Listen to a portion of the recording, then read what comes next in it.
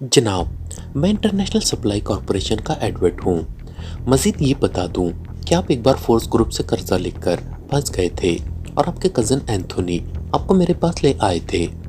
मैंने force group को phone करके आपसे होने वाली ज़्यादती रुकवा दी थी और आप अपने कज़न एंथोनी के साथ मेरा शुक्रिया अदा करने तशरीफ़ लाए थे। एडवर्ड ने तफसील से बात करते हुए कहा, ओ हाँ, मुझे याद आ गया है। मैं इंतहाई मौजरत खां हूँ कि मैं आपको पहचान न सका। आप तो मेरे मोहसिन हैं। दरअसल अब मैं काफ़ी बूढ़ा हो गया हूँ। I am sorry. हुक्म करे कैसे फ़ोन किया है? विल्सन ने मौजरत खां लहजे में कहा, मैंने तो इसलिए आपको फ़ोन किया है कि मैं अक़वाम मुत्तहिदा के तहत चाहता हूँ कि आपको बैनुल अक़वामी शोहरत मिले। डेगार में अक़वाम मुत्तहिदा के तहत लेबॉर्टियों के नक्शों की 4 रोज़ा नुमाइश की जा रही है, जिसमें दुनिया के तमाम मुल्कों में बनाई जाने वाली लेबॉर्टियों के नक्शों को सामने लाया जाएगा और फिर उनमें से एक को हर लिहाज से A1 करार दिए जाने पर लाखों डॉलर्स इनाम भी दिया जाएगा और बैनुल अक़वामी शोहरत भी उसे मिलेगी। आपने यहाँ कासान में वाक़ लेबॉर्ट्री का नक्शा तैयार किया है। मैं वहाँ सप्लाई के लिए जाता रहता हूँ। मुझे 100% यकीन है कि आपका तैयार करदा नक्शा लाजमन पहले नंबर पर आएगा। इस तरह इनाम और शोहरत दोनों आपके पास होंगी। एडवर्ड ने कहा, अच्छा, वाकई मैंने तो ना कहीं पढ़ा है और ना ही सुना है। इंजीनियर विल्सन ने कहा, डेगार हुकूमत की तरफ से एक वफद यहाँ पहुँचा है। वो लोग मेरे पास आए हैं क्योंकि वो आपका पता नहीं जानते थे। अगर आप कहें तो मैं इस वफद को आपके पास भिजवा दूँ। 4 अफराद का वफद है। एडवर्ड ने कहा, अच्छा, फिर तो वाकई ऐसा हो रहा होगा। उन्हें मेरे पास भिजवा दे। इंजीनियर विल्सन ने कहा, ओके, शुक्रिया। एडवर्ड ने कहा और रिसीवर रख दिया। बहुत खूब, अब वाकई ज़हीन आदमी है। Good show. सफदर ने उसकी तहसीन करते हुए कहा तो एडवर्ड का चेहरा खिल उठा। आप अपने चीफ के सामने मेरे बारे में कोई अच्छी बात ज़रूर कर देना। ये मेरे लिए सबसे बड़ा तोहफा होगा। एडवर्ड ने उठते हुए कहा और फिर सफदर ने उससे अलविदाई मुसाफा किया, जबकि बाकी साथी वैसे ही बाहर की तरफ बढ़ गए जैसे आए थे। थोड़ी देर बाद वो कार में सवार कलार रोड की तरफ बढ़ रहे थे। एडवर्ड से मुलाकात बेहद फ़ायदेमंद साबित हुई है। अगर विल्सन से लेबॉर्ट्री का नक्शा मिल गया तो फिर हमारे लिए बेहद सहूलत रहेगी। कैप्टन शकील ने कहा, मेरा ख्याल है कि ये सब दौलत कमाने के लिए हमारे साथ खेल खेला जा रहा है, क्योंकि 30-35 साल पुराना नक्शा कौन संभाल कर रखता है। तनवीर ने कहा, नक्शे बनाने वालों में से अक्सरियत अपने बनाए हुए नक्शों की कॉपी अपने पास रखते हैं, क्योंकि उनके ख्याल के मुताबिक उनसे बेहतर नक्शा कोई नहीं बना सकता, इसलिए अपने शाहकारों को वो महफूज रखते हैं। सफदर ने जवाब देते हुए कहा, देखो क्या होता है। तनवीर ने कहा और फिर थोड़ी देर बाद वो कलाक रोड पर मतलूबा कोठी के सामने पहुंच गए। कोठी के गेट के साथ दीवार पर इंजीनियर विल्सन के नाम की प्लेट लगी हुई थी। नाम के नीचे डिग्रियों की एक लंबी लाइन मौजूद थी। सफदर ने कार रोकी और फिर नीचे उतरकर उसने सुतून पर मौजूद कॉल बेल का बटन प्रेस कर दिया। चंद लम्हों बाद फाटक की छोटी खिड़की खुली और एक उद्धड़ उम्र आदमी बाहर आ गया। वो अपने अंदाज और लिबास से मुलाजिम दिखाई दे रहा था। इंजीनियर साहब से कहो कि डेगार से वफद आया है मुलाकात के लिए, सफदर ने कहा। दोस्तों, अगर आप हमारे चैनल पर नए हैं तो चैनल को सब्सक्राइब कर लें ताकि आने वाली हर नई वीडियो आपको आसानी से मिल सके। अच्छा, आपका नाम? मुलाजिम ने कहा। वो मेरा नाम नहीं जानते। जो मैंने कहा है वो जाकर बोलो, सफदर ने कहा तो मुलाजिम सर झुकाए मुड़ा और खिड़की में गायब हो गया। थोड़ी देर बाद दरवाज़ा खुला और वो मुलाजिम वापस आ गया। मैं फाटक खोलता हूँ, अब अंदर आ जाएं, मुलाजिम ने कहा और वापस चला गया। फिर सफदर भी वापस ड्राइविंग सीट पर बैठ गया और फिर फाटक खुलते ही सफदर कार अंदर ले गया। एक साइड पर पार्किंग बनी हुई थी। वहाँ एक पुराने मॉडल की कार मौजूद थी। सफदर ने कार वहाँ रोकी और नीचे उतर आया। बाकी साथी भी नीचे उतरे और फिर सफदर ने कार लॉक कर दी। क्यों लॉक कर रहे हो? ये किसी पब्लिक जगह पर तो नहीं खड़ी, कैप्टन शकील ने कहा। मैंने आदत डाल ली है कि कार को लाजमन लॉक कर दिया जाए, सफदर ने मुस्कुराते हुए कहा। उसी लम्हे मुलाजिम फाटक बंद करके उनकी तरफ आया और फिर उसकी रहनुमाई में वो एक बड़े ड्राइंग रूम में पहुंच गए। वैसे वहाँ का फर्नीचर बता रहा था कि ये काफ़ी पुराना है, लेकिन इसमें रखरखाव फिर भी मौजूद था। बड़े साहब अभी आ जाएंगे, मुलाजिम ने कहा और वापस मुड़कर ड्राइंग रूम से बाहर चला गया। सफदर और उसके साथी सोफों पर बैठे ही थे कि अंदरूनी दरवाज़ा खुलने की आवाज़ सुनाई दी। इस आवाज़ को सुनकर सफदर और उसके साथियों की नज़रें वहाँ जम सी गई। दरवाजे पर पर्दा मौजूद था। थोड़ी देर बाद पर्दा हटा और उसके साथ ही एक लड़की अंदर दाखिल हुई तो सफदर बेख्तियार उछल पड़ा, लेकिन उसी लम्हे लड़की का हाथ हरकत में आया और उस लड़की के हाथ से निकलकर कोई चीज फर्श पर गिरी। इसके साथ ही सफदर को यूं महसूस हुआ जैसे उसका सांस अंदर ही रुक गया हो। उसने लाशऊरी तौर पर सांस लेने की कोशिश की, लेकिन बेसुध, और इसके साथ ही उसका जहन तारीकी में डूबता चला गया। कर्नल गार्ड लंबे कद और वर्जिशी जिस्म का आदमी था। वो कर्नल जेम्स के तहत था और उसका पूरा सेक्शन था जिसे गार्ड सेक्शन कहा जाता था। कर्नल जेम्स ने उसे इसलिए कासान भिजवाया था ताकि अगर पाकिस्तान सीक्रेट सर्विस बच बचाकर कासान पहुंच जाने में कामयाब हो जाए तो वहां गार्ड सेक्शन उनका खात्मा कर दे। गार्ड सेक्शन में 6 मर्द और 4 औरतें थी, लेकिन इस सेक्शन के तमाम लोग कासान में ही ना रहते थे, बल्कि हर रोज एक मेंबर की ड्यूटी थी कि वो फेरी पर एल्सान बंदरगाह जाए और फिर वहां से कासान आने वाले मुसाफिरों को चेक करता रहे। क्योंकि ये सफर 1.5-2 घंटे का था और इंसानी नफ्सियात के मुताबिक ऐसे सफर के दौरान लोग यही समझते हैं कि चेकिंग तो कासान जाकर ही हो सकती है, सफर में तो कोई खतरा नहीं हो सकता। इस तरह मशकूक अफराद को ज्यादा आसानी से ट्रेस किया जा सकता है। कर्नल गार्ड ने कासान में बाकायदा ऑफिस बनाया हुआ था जिसमें एक फोन सेक्रेटरी, 2 मुलाजिम और 2 सिक्योरिटी गार्ड रखे गए थे जो हर वक्त मौजूद रहते थे। कर्नल गार्ड ऑफिस में बैठा एक किताब पढ़ने में मसरूफ था, क्योंकि फारिग रहने से वो शदीद बोरियत महसूस करने लगता था। उसे वहां काम करते हुए 1.5 हफ्ता हो गया था, लेकिन अभी तक एक भी मशकूक आदमी ट्रेस ना हो सका था। उसी लम्हे फोन की घंटी बज उठी तो उसने किताब रखी और रिसीवर उठा लिया। यस, कर्नल गार्ड ने अपने मखसूस अंदाज में कहा। मिस जैकी आपसे बात करना चाहती हैं। वो इस वक्त एक फेरी में सवार हैं और एल्सान से कासान आ रही हैं। दूसरी तरफ से फोन सेक्रेटरी ने मुअद्दबाना लहजे में बात करते हुए कहा। कराओ बात, कर्नल गार्ड ने कहा। हेलो, जैकी बोल रही हूँ। चंद लम्हों बाद एक और निस्वानी आवाज सुनाई दी। यस कर्नल गार्ड, कोई खास बात? कर्नल गार्ड ने कहा। यस कर्नल, 4 अफराद का एक ग्रुप इसी फेरी में सवार है और एल्सान से कासान आ रहा है। इस ग्रुप में 3 मर्द हैं और एक औरत। ये चारों अफराद गो यूरोपी हैं, लेकिन मेरी छठी हिस्स कह रही है कि यही हमारे मतलूबा अफराद हैं। मैंने उनमें से एक आदमी से बातचीत की और दोस्ती करने के लिए कहा तो उस आदमी जिसने अपना नाम मार्शल बताया और मखसूस यूरोपी लहजे में बात की और उसका अंदाज भी खालिस्तन यूरोपी था, लेकिन इसके बावजूद मुझे यकीन है कि यही हमारे मतलूबा अफराद हैं। मैंने फेरी से इसलिए फ़ोन किया है कि मैं कासान में भी उनकी निगरानी करना चाहती हूँ, इसलिए आपसे इजाज़त मांग रही हूँ कि आप जोडेश को कासान घाट पर भिजवा दे और उसे हुक्म दे कि वो मेरे साथ काम करे। जैकी ने कहा। अगर तुम्हें यकीन है कि यही हमारे मतलूबा अफराद है तो बंदरगाह पर पहुंचते ही उन्हें गोलियों से उड़ा दो, बाद में जो होगा वो देखा जाएगा, कर्नल गार्ड ने कहा।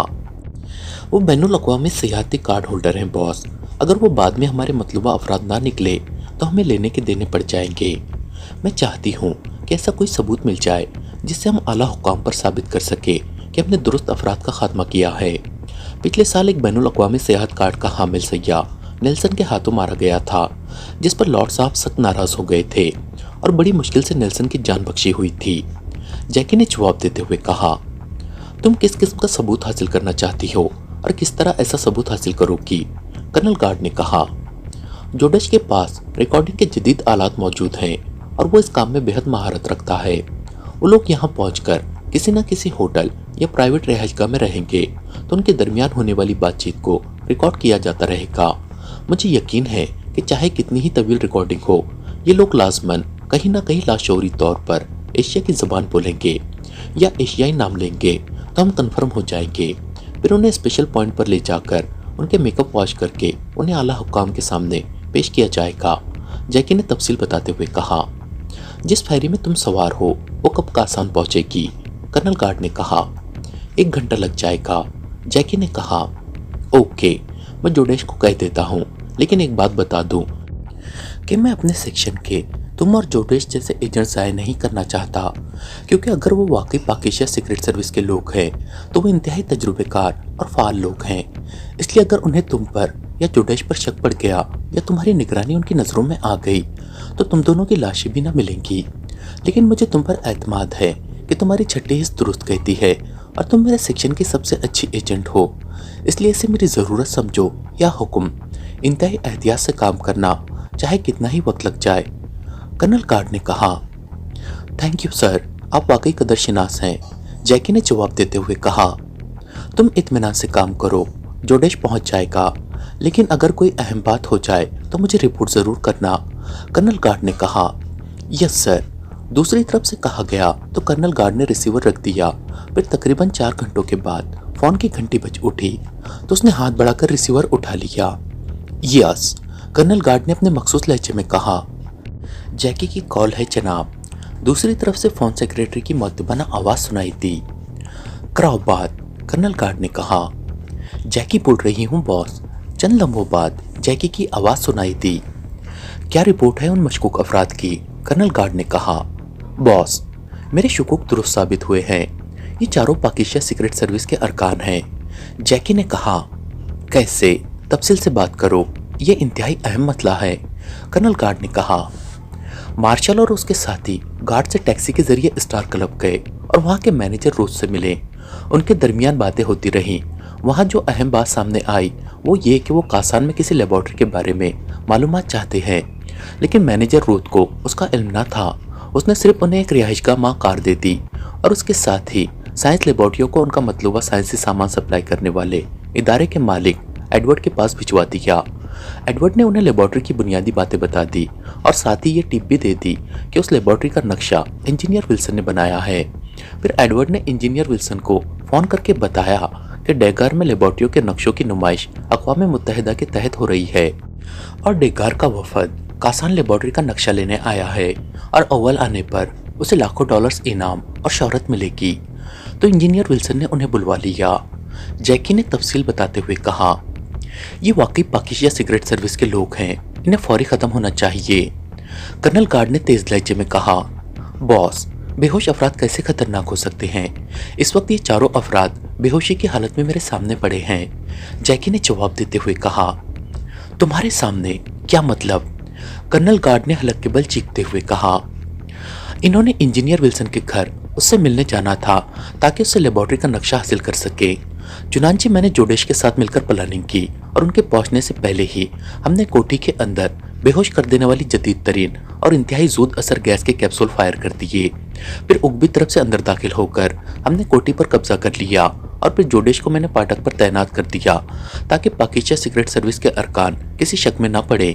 मैं खुद एक कमरे में बैठ गई। फिर कॉल बेल बजने पर जोडेश फाटक से बाहर चला गया।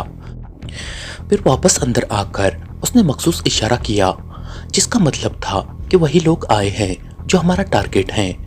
मैंने उसे इशारा किया कि वो पहले से तयशुदा शेड्यूल के मुताबिक काम करे। चुनांचे उसने बाहर जाकर उन्हें अंदर आने का कहा। फिर अंदर आकर उसने फाटक खोल दिया और इसके साथ ही एक कार अंदर दाखिल हुई और पार्किंग में मौजूद इंजीनियर विल्सन की पुराने मॉडल की खड़ी कार के साथ रुकी। जोडेश ने फाटक बंद किया और फिर उन लोगों की रहनुमाई करके उन्हें पहले से तयशुदा प्लानिंग के तहत ड्राइंग रूम में बिठा दिया। उगबी तरफ भी ड्राइंग रूम का एक दरवाज़ा है जिस पर पर्दा लटकाया गया है। मैं उस दरवाजे से पर्दा हटाकर अंदर गई तो वो लोग मुझे पहचान कर हैरत से बुत बन गए और मैंने फौरन बेहोश कर देने वाली गैस फायर कर दी और ये चारों के चारों फौरी तौर पर बेहोश हो गए, जबकि मैंने सांस रोक लिया था, इसलिए मुझ पर इस गैस का कोई असर ना हुआ। इसके बाद मैंने हेडक्वार्टर से स्टेशन वैगन मंगवाई और उन चारों को इस स्टेशन वैगन में डालकर 0 पॉइंट पर ले आई हूँ और आपको कॉल कर रही हूँ, जैकी ने तफसील बताते हुए कहा। इन्हें गोली मारो, क्यों खामखा रिस्क ले रही हो?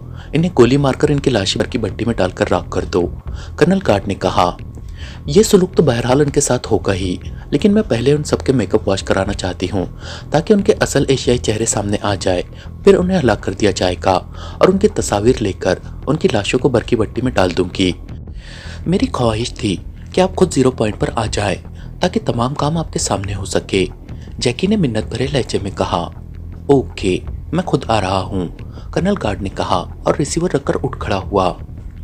टाइगर और जवाना दोनों हवाई जहाज की सीटों पर खामोश बैठे हुए थे। टाइगर की सीट खिड़की के साथ थी, जबकि उसके साथ वाली सीट पर जवाना विराजमान था। जोसेफ चूंकि जख्मी था इसलिए डॉक्टरों ने उसे भेजने से इनकार कर दिया था। वो गुलाइद नामी अफ्रीकी नजात ने जोसेफ के तमाम अंदरूनी जख्म और टूटी फूटी हड्डियों को अपनी मखसूस दवा के साथ जोड़ दिया था, लेकिन इसके बावजूद डॉक्टर सिद्दीकी ने सख्ती से उसे मिशन पर जाने से रोक दिया था और इमरान ने भी डॉक्टर सिद्दीकी की बात की तौसीक की थी। इसलिए जोसेफ खामोश हो गया था, वरना वो टाइगर और जवाना के साथ जाने का शदीद ख्वाहिशमंद था। मास्टर ने तुम्हें हिदायत दी होगी, हमने वहाँ क्या करना है, क्या हमने लेबोरेटरी के खिलाफ काम करना है या कुछ और करना है? जवाना ने टाइगर से मुखातिब होकर कहा। लेबोरेटरी की तबाही और फार्मूले की वापसी का मिशन पाकिस्तान सीक्रेट सर्विस का ग्रुप कर रहा है, जिसका लीडर सफदर है, जबकि हमने लॉर्ड्स के हेडक्वार्टर और जैली हेडक्वार्टर का खात्मा करना है। ये वो लोग हैं जिन्होंने बॉस इमरान, मिस जूलिया और मेरे खिलाफ काम किया है।